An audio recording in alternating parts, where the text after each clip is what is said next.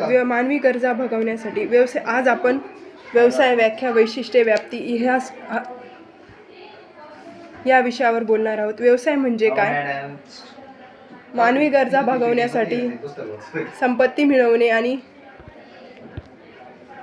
व्यवसाय प्रशासनाच्या मानवी गरजा भागवण्यासाठी संपत्ती मिळवणे आणि नफा कमवण्याच्या उद्देशाने वस्तू व सेवांचे उत्पादन किंवा खरेदी विक्री करणे म्हणजे व्यवसाय होय. आपण आता व्यवसायाची व्याख्या बघितली. तर व्यवसाय प्रशासनाची ओळख या माध्यमातून आपण व्यवसाय प्रशासनाच्या कार्यात व्यवसाय संघटनेचे व कंपनीचे उद्दिष्ट निश्चित करणे, कंपनीची महत्त्वपूर्ण धोरणे ठरवणे, महत्त्वाचे निर्णय घेणे, उत्पादनाचे व विक्रीचे इष्टांक निश्चित करणे, हे इष्टांक पूर्ण करण्याकरता व्यापक कार्यक्रम तयार करणे, वरिष्ठ अधिकाऱ्यांच्या कार्यात समन्वय प्रस्थापित करणे, अशा विविध क्रियांचा समावेश होतो. वित्तपुरवठा, उत्पादन, विपणन व कर्मचारी या व्यवसाय संघटनेच्या विविध कार्यकारी विभागांमध्ये समन्वय साधण्याचे प्रमुख कार्य प्रशासनाला करावे लागते. व्यवसायाची व्याप्ती या कार्याच्यात आपण बघणार आहोत. व्यवसायामध्ये 2 प्रकार पडतात, उद्योग आणि वाणिज्य. पहिला प्रकार आहे उद्योगामध्ये प्राथमिक उद्योग आणि दुसरा आहे दुय्यम उद्योग. प्राथमिक उद्योगात पुन्हा निष्कर्षक उद्योग आणि जैविक बीजोत्पादन उद्योग असे 2 प्रकार पडतात. दुय्यम उद्योगामध्ये उत्पादन उद्योग आणि बांधकाम उद्योग असे 2 प्रकार पडतात. निष्कर्षक वाढीव उद्योगामध्ये त्याचे एक्झाम्पल्स म्हणजेच खनिज, खाणकाम उद्योग, वायू, तेल, मासेमारी इत्यादी. आणि जैविक बीजोत्पादन उत्पादन उद्योगामध्ये शेती, जंगल, मत्स्यपालन, कुक्कुटपालन इत्यादी व्यवसाय कार्यरत असतात.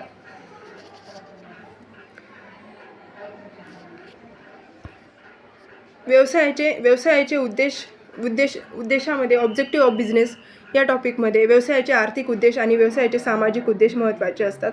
त्यामध्ये व्यवसायाचे आर्थिक व सामाजिक दृष्टिकोनातून उद्देश आपण बघणार आहोत. व्यवसायाचे आर्थिक उद्देश त्याच्यामध्ये व्यवसाय वाढ व वृद्धीसाठी नफा कमवणे हा दुसरा पॉईंट आहे. व्यवस्थापनातून नवीन भांडवल उभारणी करणे. थर्ड आहे व्यवसायातून संपत्तीत वाढ करणे.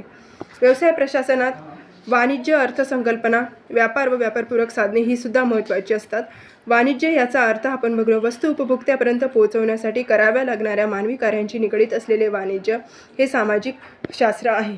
म्हणजे वस्तू उपभोक्त्यापर्यंत पोहोचवण्यासाठी व उपभोक्त्यापर्यंत पोहोचवण्यासाठी म्हणजे जो उपभोक्ता म्हणजे ज्या वस्तूचा उपभोग घेतो ती अशी वस्तू म्हणजेच उपभोक्ता होय.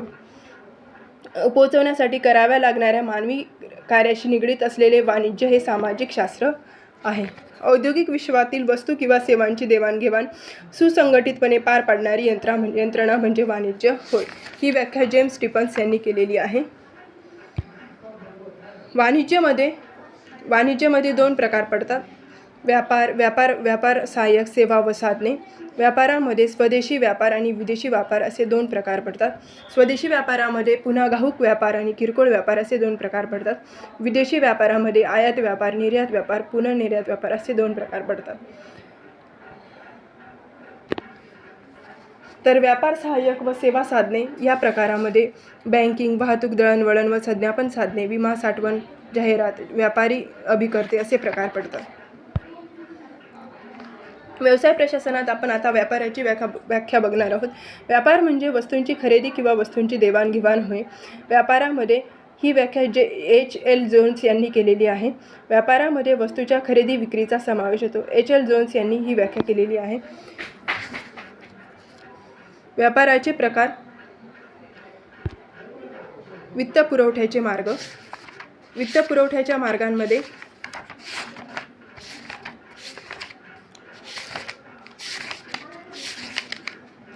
विपणन कार्यासाठी मुख्यतः मध्यम व अल्प मुदतीचा वित्तपुरवठा आवश्यक असतो, पण भांडवली वस्तूंच्या व आंतरराष्ट्रीय बाजारपेठ असलेल्या वस्तूंच्या विपणनासाठी अनेकदा दीर्घकालीन वित्तपुरवठा आवश्यक असतो.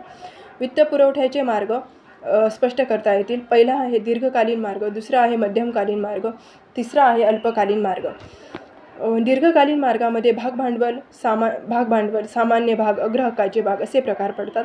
तर दीर्घकालीन मार्गामध्ये कर्जे, कर्ज रोखे, वित्तीय संस्थांकडून कर्जे असे प्रकार पडतात. मध्यमकालीन मार्गांमध्ये परतफेडीचे मार्ग, जनता ठेवी, बँक कर्जे, वित्तीय संस्थांची कर्जे असे प्रकार पडतात. अल्पकालीन मार्गांमध्ये बँका, सावकार, पुरवठादार, ग्राहकांकडून आगाऊ रक्कम, मित्र, नातेवाईक इत्यादी यांचे प्रकार पडतात.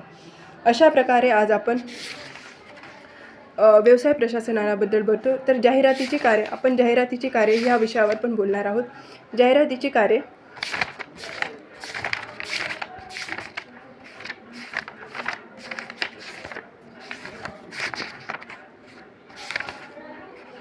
जाहिरातीची कार्य ग्राहकांना विक्रय वृद्धी घडवून आणणे, वितरण खर्चात बचत करणे, उत्पादनाला चालना देणे, ग्राहकांना शिक्षण देणे, विक्रेत्याच्या कामात सहाय्य करणे, किमती स्थिर राखण्यास मदत करणे, औद्योगिकरणास गती देणे, उद्योग संस्थेसाठी लौकिक मूल्य तयार करणे, व्यापारी मध्यस्थांचे उच्चाटन करणे, ग्राहकांना सावध करणे असे प्रकार पडतात.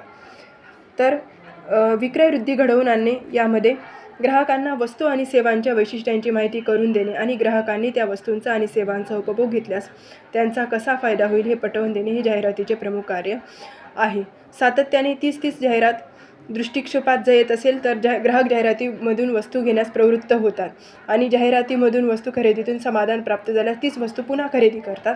पर्यायाने विक्रय वृद्धी घडवून आणण्याचे कार्य जाहिरातीमार्फत होत असते. दुसरा पॉईंट बघणार आहोत, वितरण खर्चात बचत करणे. आधुनिक विपणन व्यवस्थापनात आज दूरदर्शन, रेडिओ, इंटरनेट, नियतकालिके, वर्तमानपत्रे यासारखी विविध प्रकारची जाहिरातीची माध्यमे आपल्याला पाहायला मिळतात. हजारो मैलांवरील लाखो ग्राहकांची एकाच वेळी संपर्क साधता येतो. त्यासाठी वस्तूंच्या विक्रीसाठी विक्रेता नेण्याची गरज भासत नाही. बाजारात नव्याने आलेल्या वस्तूंची माहिती जाहिरातीद्वारे त्वरित मिळू शकत असल्यामुळे मध्यस्थ व्यापारी उत्पादकाशी थेट संपर्क प्रस्थापित करून विविध मार्गांनी वस्तू खरेदी करू शकतात. आता थर्ड आहे उत्पादनाला चालना देणे. जाहिरात वस्तूला मागणी निर्माण करते. जाहिरातीचा परिणाम होऊन मागणी ग्राहकांकडून जेव्हा वारंवार केली जाते तेव्हा निश्चितच उत्पादन वाढीला चालना मिळते. म्हणजेच जाहिरात उत्पादनाला उद्गती देऊन उत्पादन वाढीस कारणीभूत होते. म्हणजे फॉर एक्झाम्पल एखादी जाहिरात जर केली तर त्या वस्तूकडे ग्राहक आपोआप आकर्षित होतो आणि त्या जाहिरातीचा परिणाम त्या ग्राहकांना वारंवार केला जातो आणि त्यामुळे काय होतं, उत्पादन वाढीला चालना मिळली जाते. चौथं आहे ग्राहकांना शिक्षण देणे. नवीन बाजारात जेव्हा वस्तू येते तेव्हा त्याचा ग्राहकांवर परिणाम व्हावा यासाठी ग्राहकांनी तांत्रिक माहिती मिळवणे हे सुद्धा आवश्यक असते. उत्पादनाचा वापर कसा करावा, सुरक्षितता कशी राखली जावी याबाबत जाहिरात करीत असते. विक्रेत्याच्या कामात सहाय्य करणे. जाहिरात ही आपल्या संभाव्य ग्राहकाशी अप्रत्यक्षरित्या अगोदरच संपर्क साधत असल्यामुळे विक्रेत्याचे प्रत्यक्ष विक्री करण्याचे कार्य अतिशय सोपे आणि सुलभ होत असते. जाहिरातीमुळे वस्तूची ओळख ग्राहकात अगोदरच झाल्यामुळे विक्रेत्याला केवळ ग्राहकांच्या काही शंकाकुशकांचे निरसन करावे लागते. वस्तूविषयी आवश्यक ती माहिती ग्राहकांपर्यंत जाहिरातीमार्फत अगोदरच पोहोचल्यामुळे विक्रेत्याला मदत होते. 6वा आहे किमती स्थिर राखण्यास मदत. जाहिरातीमार्फत केवळ वस्तूंच्या गुणधर्मालाच प्रसिद्धी दिली जात नाही तर वस्तूंच्या किमतीविषयी सुद्धा प्रसिद्धी दिली जाते. त्यामुळे त्या वस्तूचा स्पर्धक जर वस्तूच्या दर्जात फरक नसेल तर ती वस्तू ग्राहकांना अधिक किमतीस विकू शकत नाही. एकदा वस्तूची किंमत माहिती झाल्यानंतर त्यापेक्षा जास्त किमतीस वस्तूचा वितरकही वस्तू विकू शकत नाही. औद्योगिकरणास गती देणे. आधुनिक काळात एका उद्योगाचा पक्का माल व दुसऱ्या उद्योगाचा कच्चा माल असू शकतो. त्यामुळे एका उद्योगातील वस्तूची मागणी वाढताच त्या उद्योगाला पुरवठा करणाऱ्या कच्च्या मालाची मागणी आपोआप वाढते. थोडक्यात औद्योगिकरणास चालना मिळते. 8वा आहे उद्योग संस्थांसाठी अलौकिक मूल्य तयार करणे. जर एखाद्या उद्योग संस्थेने सातत्याने ग्राहकांना संतोष देण्याचं कार्य केलं असेल, वस्तूच्या दर्जाविषयी, गुणवत्तेविषयी, टिकाऊपणाविषयी ग्राहकांची खात्री पटली असेल तर त्या वस्तूचे नाव प्रत्येक ग्राहकाच्या ओठावर असते. त्या उद्योग संस्थेच्या इतरही वस्तू बाजारपेठेत येतात. त्याची दर्जेदार असलेल्या पाहिजेत याविषयी त्यांच्या मनाची भूमिका ठाम असते. 9वा आहे व्यापारी मध्यस्थांचे उच्चाटन करणे.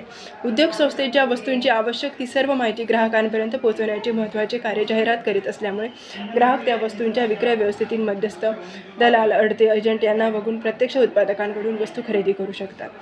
जर उत्पादन संस्थेकडे पुरेशी यंत्रणा असेल तर परदेशात देखील इंटरनेटच्या माध्यमातून केवळ जाहिरातीच्या माध्यमातून प्रत्यक्ष ग्राहकांना विक्री करण्याचे कार्य व्यवस्थितपणे पार पाडले जाऊ शकते. 10वा आहे ग्राहकांना सावध करणे. खोट्या मालाविषयी, नकली वस्तूंविषयी, भेसळयुक्त मालांविषयी, फसव्या जाहिरातीविषयी, फसव्या नावाविषयी ग्राहकांना सावध करण्याचे कार्य देखील जाहिरातीलाच पार पाडावे लागते. म्हणजेच काट्याने काटा काढणे या युक्तीप्रमाणे एका जाहिरातीने खोट्या जाहिरातीविषयी माहिती करून दिली जाते आणि फसव्या मालाची ओळख दुसऱ्या जाहिरातीमार्फत ग्राहकांना करून दिली जाते. अशा प्रकारे आज आपण जाहिरातीचे कार्य बघितली. Thank you everyone. अशा प्रकारे आज आपण व्यवसाय व व्यवसाय प्रशासनाचे प्रकार, व्यवसाय व व्यवसाय प्रशासनाची ओळख ह्या चॅप्टरमध्ये आपण अभ्यासला आहे.